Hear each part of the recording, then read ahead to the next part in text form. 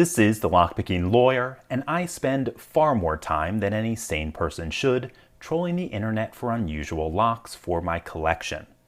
This one recently caught my eye, not because it's particularly rare or unusual, but because the seller was located in Ukraine, only about a 10-minute drive from the closest Russian troops.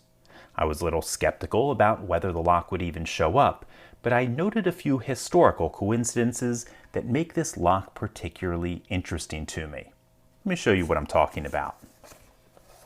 We can see this white symbol on the box. It's the logo of a factory named after Lenin that was located in Luhansk. That's a portion of eastern Ukraine now occupied by Russia. The lock was produced in August of 1991. That's the same month and year that Ukraine declared independence from the Soviet Union. Now, it struck me as odd that this box was packed in Luhansk when independence was declared. It then remained sealed until I opened it in early July, around the time Russian troops solidified their control over the region. As for the lock itself, it's a copy of the Abloy Classic. That's a design from Finland dating back to 1907. In 1907, both Finland and Ukraine were part of the Russian Empire. So, I looked at this lock, and it's just a great example of how complicated history can be, especially in that region.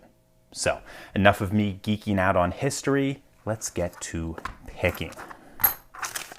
Because this is something that would normally be mounted in a door, I'm going to put it right here on my vise to hold it steady, as it would be in the wild. I'm then going to rotate all of the discs as far clockwise as they'll go. And to do that, I'm going to use this blank key. I then am going to insert this pick. It's a custom Abloy Classic pick that I made myself some years ago. And I'm going to tension off of the very last disc. Okay, let's get to picking. Little click on one. Click on two. Nice click on 3. 4 feels loose, probably a 0 cut. Little click on 5. 6 feels like it could be a 0 cut. Little click on 7.